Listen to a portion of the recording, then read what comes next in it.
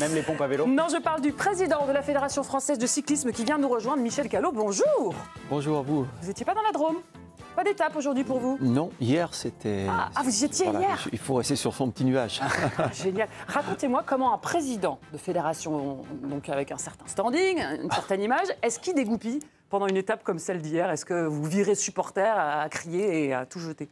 Peut-être pas à ce point-là, mais quand même le final dans la voiture avec Richard Virenque. Il y avait Pascal Lino. Oui, il y avait quand même... C'était animé. Il y avait matière. Il y avait matière. D'ailleurs, Valentin Paré-Peintre, hier on en parlait, c'était un petit peu le sauveur de ce Tour de France. Comment vous avez réagi à cette victoire? Est-ce que vous étiez euphorique, soulagé? Comment on réagit? On est toujours un peu soulagé quand même, parce que c'est sûr qu'on attend une victoire française. Oui. Donc on sait la pression qui est autour de tout ça. On sait après ce que ça peut traduire de négatif si ça ne vient pas. Donc oui, soulagé, oui. Et puis il y avait une petite touche un peu plus sentimentale pour moi. C'est un jeune coureur que je connais très bien. Je connais très bien la famille. C'est de ma région. Son papa dirige le club d'Annemasse. J'ai couru avec son papa. C'est des gens que je connais très très bien. Et voir Valentin gagner hier au Ventoux, ouais, c'était une touche d'émotion particulière. On a un Haut-Savoyard en plateau, c'est bien ce que vous dites? Oui. Ah, très bien, on est copains. Voilà, je passe des messages. Juste avant la pub, on se demandait, tiens, ces derniers temps, ce qu'on pouvait espérer des dernières étapes, et notamment côté français. Comment est-ce que vous jugez les performances des Français? On est un peu critique, on en attend plus. Oui, je pense que ce qui est quand même très intéressant, c'est de voir que finalement... les Français qui brillent le plus dans le Tour cette année, ce sont des jeunes, voire des très jeunes. Ah, c'est rassurant. Moi, ce que je retiens, c'est quand même le cran de Kevin Vauquelin, parce que s'arracher tous les jours comme il le fait pour maintenir son classement, apprendre à maintenir un classement général comme ça, c'est chapeau. Lenny Martinez, Lenny, on lui souhaite d'aller encore plus loin et d'arriver effectivement à Paris avec ce maillot à pois. C'est tout à fait jouable. Ouais. Moi, je pense que oui, ça va être une histoire d'échappée dans les 2 étapes qui viennent. Et je pense que c'est jouable. Il est tout jeune, il est un peu inconstant pour le moment, mais laissons-le venir, laissons-le mûrir. La victoire de Valentin Paré-Peintre hier, 24 ans également, c'est aussi la nouvelle génération. Et voilà, ça je pense que c'est un signal assez fort de ce Tour de France.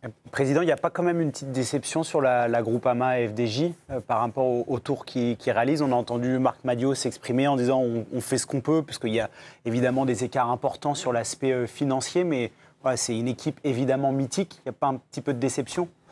Oui, je pense qu'ils sont eux-mêmes déçus, mais on va leur laisser quand même un petit joker dimanche. Ouais. Moi, je mettrais bien une petite pièce sur Romain Grégoire dimanche. On est plusieurs, je pense. D'autres questions au président de la Fédération française de cyclisme avant qu'on attaque à un autre sujet qui sont les championnats d'Europe qui vont bientôt suivre, mais sur le bilan peut-être, sur les têtes d'affiche. Oui, Patrick.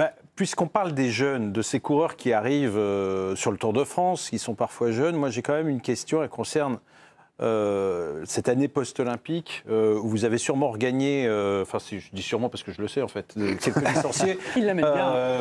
Le chiffre en France, je ne l'ai plus, sur l'effet post-olympique, des chiffres en ce qui concerne justement les licenciés, c'est quoi ça? Alors l'effet le plus important, il est sur le BMX, où on gagne 11% de licenciés. C'est drôle. Sur la route, on est quasi stable, donc on peut dire pas d'effet olympique, mais je ne pense pas qu'on pouvait attendre un effet olympique sur le cyclisme sur route. L'effet olympique, on le retrouve plutôt sur des disciplines qui sont moins exposées médiatiquement que le sport professionnel. Si on veut vraiment avoir un effet sur le cyclisme sur route, ça se passera, je l'espère, dans les prochaines années avec le Tour de France. Oui, mais l'impact, il est là quand même. Malgré tout, je suis quand même un peu là aussi pour poser la question qui gratte.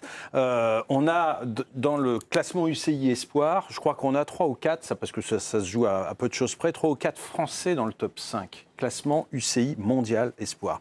Ce qui est juste phénoménal, et je pense que le public du Tour de France n'a pas toujours conscience de ça, avec Romain Grégoire qui est le 2e actuellement. Et il n'y a pas ils ne sont plus Espoir, il n'y a pas Lenny Martinez, il n'y a pas tous ces jeunes qui sont sur le Tour de France. Si, Lenny Martinez, pardon, y est, mais il n'y a pas justement Valentin Paré-Peintre. Bon, est-ce que, franchement, avec la santé des clubs amateurs, qui n'est pas bonne, et là je ne donne pas un scoop, c'est difficile et vous avez été un peu challengé sur les dernières élections fédérales, est-ce qu'il n'y a pas un vrai danger? Je rappelle que ce n'est pas de la faute de la fédération seulement, ou du tout peut-être, je ne veux pas du tout vous accabler, mais il y a quand même de moins en moins de bénévoles, il y a des finances qui sont en berne. on le sait tous, les départements donnent beaucoup moins en subventions. Et il y a des clubs qui ferment, enfin des équipes qui ferment, et les équipes ne touchent pas réellement de contrepartie, même s'il y a eu quelques changements au niveau de l'UCI, comme ça se passe dans le foot pour la formation, des coureurs qui passent professionnels. Comment vous voyez l'avenir à moyen et long terme ? Oui, alors je vais essayer de faire synthétique parce qu'il y a. Oui, parce que la question était très longue. Il y a au moins 10 questions dans la question. Parce qu'elle est donc, complexe. Voilà, on va essayer de faire simple. Oui, et c'est sûr que le cyclisme sur route, c'est une activité qui souffre. Mais il faut bien voir les paramètres dans notre société. C'est très difficile d'aller sur la route, c'est dangereux à l'entraînement, c'est très compliqué d'organiser des compétitions. Et peut-être qu'effectivement, plus que dans d'autres sports, on peut avoir un essoufflement de nos bénévoles. Mais le principal changement, il n'est pas là. Le principal changement, il est dans le rajeunissement qu'on a aujourd'hui, dans le passage chez les professionnels. Là où on passait professionnel à 21-23 ans, on passe professionnel à 19-20 ans, ce qui change complètement l'objet, finalement, la finalité de nos meilleurs clubs amateurs. Et c'est cette transition qu'il faut arriver à accomplir le mieux possible, à accompagner le mieux possible. On l'a commencé par une réforme quand même assez centrale l'année dernière sur le statut des équipes continentales. Et je crois qu'il faut qu'on arrive à produire un projet beaucoup plus global pour le cyclisme sur route français, depuis le club amateur, comme vous le dites, jusqu'à nos équipes du plus haut niveau du World Tour. Et je concerte beaucoup d'acteurs du monde professionnel en ce moment pour qu'on puisse s'accorder sur ces orientations. On parle d'un tout autre sujet à présent, si vous le voulez bien, parce qu'aujourd'hui, l'étape du jour sur le Tour se déroulait dans la Drôme, une région qui vous tient à cœur, puisque vous allez y accueillir, pas vous personnellement, mais la fédération, les championnats d'Europe dans quelques semaines qui seront à suivre sur la chaîne L'équipe du 1er au 5 octobre, avec tous les meilleurs coureurs de chaque pays, bien sûr. Est-ce qu'il y aura des similitudes avec ce qu'on a vécu aujourd'hui en termes de parcours, de ferveur, de stars? Ça ressemblait à une petite répétition ou absolument pas? Oui, un championnat, c'est un peu différent par nature. D'abord, c'est une course qui se finit en circuit, donc il y a ce côté spectaculaire. Il y aura des contre-la-montre également. Championnat d'Europe, ça fait partie maintenant des belles classiques, on va dire, qui se sont installés dans le paysage du cyclisme international. À coup sûr, on y aura des stars du cyclisme européen. On sait déjà quasiment, je ne vais pas donner de nom, mais en contre-la-montre, on aura un plateau remarquable. Alors, je ne peux pas vous donner les noms parce que c'est les sélections nationales, donc il faut laisser travailler les sélectionneurs. Remco Evenepoel a déjà annoncé qu'il voulait faire le Claire. doublé entre championnat du monde et championnat d'Europe. Si je peux vous aider, voilà. Ça me va très bien comme ça. Merci beaucoup. Donc, il y aura des stars et puis je pense qu'on aura un circuit qui est propice à une très belle bagarre et où je crois qu'on retrouvera quelques-uns des meilleurs punchers du peloton international. Et on a à l'image, je ne sais pas si vous le reconnaissez, mais c'est Thomas Voeckler qui, il y a quelques mois, a effectué la reconnaissance. Ça va ressembler à quoi sur le terrain? Apparemment, ça va être très difficile, c'est ça, Claire? Ouais, alors il y a le championnat du monde qui a lieu une semaine avant, il faut quand même le savoir, au Rwanda, avec un décalage horaire. Donc déjà, ça va être compliqué peut-être de doubler, il faudra voir ça.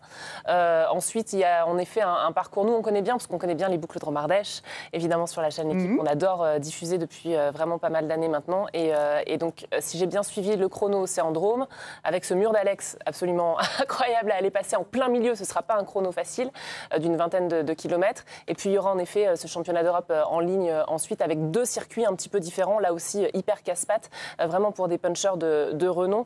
Ce ne sera pas facile d'aller chercher ça. Et puisque je vous relance, vous voulez certainement des Français qui peuvent briller là-bas. Et bien sur la classique de l'Ardèche, je vais m'arrêter là. Alors évidemment, ce n'est pas un copier-coller de la classique de l'Ardèche de ce qu'on va vivre, mais on est quand même sur les mêmes terrains, sur les mêmes difficultés. Je peux vous donner Romain Grégoire, vainqueur cette année, deuxième l'année dernière, Julien Alaphilippe, vainqueur en 2023, David Gaudu, deuxième en 2023 également, non, de 22 peut-être. Et il y a eu aussi Champoussin, Cavagna et Guillaume Martin. Voilà, Thomas, je t'ai fait ta sélection, si tu veux. Et Thomas qui est fit, il est en canne de fond. Non, mais là, j'ai l'impression qu'il fait la course. Ah, mais il est incroyable. Il a l'air d'en chier un peu, sur certaines parties. Il pourrait peut-être faire partie de l'équipe de France. On va le rappeler. On n'a pas pris ce vélo-là, en revanche. C'est l'occasion de briller, en tout cas pour les Français, Claire l'a dit. On se souvient de la victoire de Christophe Laporte, c'était il y a 2 ans, je crois, aux Pays-Bas, c'est ça? C'est ça. Oui. J'imagine que pour vous, Président, ce serait une vraie fierté de voir un Français briller à la maison. Vous y croyez, dur comme fer, vous mettez un peu la pression sur les équipes? Oui, avec Thomas, il n'y a pas besoin de mettre la pression. Il est là pour ça. Ça se fait très bien, mais voilà, je lui fais entièrement confiance pour qu'on ait une équipe pour jouer la gagne. Et il n'a jamais abordé un championnat autrement. Et puis je crois qu'il faudra bien regarder également du côté de nos femmes. On aura une équipe féminine là aussi, je pense, en capacité de jouer les premiers rôles. Vous faites bien de le rappeler. Le dispositif, je crois que normalement, Claire est envoyée sur place pour les réactions. On devrait retrouver normalement un certain Patrick Chessé aux commentaires. On le rappelle, c'est du 1er au 5 octobre. Est-ce qu'on peut avoir une caravane bien spéciale pour Claire? La climatisation, le kiné, le chef cuistot, il faut... c'est pas ça tes exigences, normalement Elles sont même beaucoup plus hautes. Ah, d'accord. Il faut la bichonner, quand même. Franchement, c'est toujours très bien d'aller travailler sur les championnats d'Europe. On n'a jamais eu aucun souci. On avait même Thomas en double caméra l'année du titre de Christophe Laporte qu'on avait réussi à voir. Donc on est toujours super bien accueillis. Et franchement, c'est vraiment en plus une magnifique région. On va se régaler. Et attention au vent, parce que je crois qu'il y a un petit peu de vent là-bas. Oh, arrêtez avec les conditions météo. Les pompons à vélo peuvent être invités ou pas? Non, vous arrêtez du travail. Tout ce qui sera produit pour la télévision, pour ce qu'on appelle le signal international, sera diffusé in extenso sur la chaîne L'Équipe. C'est-à-dire que, par exemple, les épreuves élites sur route, eh bien, elles seront diffusées en intégralité. Parfait, ça. Les chronos, bien sûr, hommes et femmes, Il évidemment. faut ajouter un truc. Normalement, il y aura, je pense, une équipe de France mixte, cette fois, relais mixte, parce qu'on avait Félin passe l'année dernière, alors qu'on était tenant du titre. Donc là, j'imagine, à domicile, normalement... On confirme, président? Surprise. On va aller chercher le titre. Allez.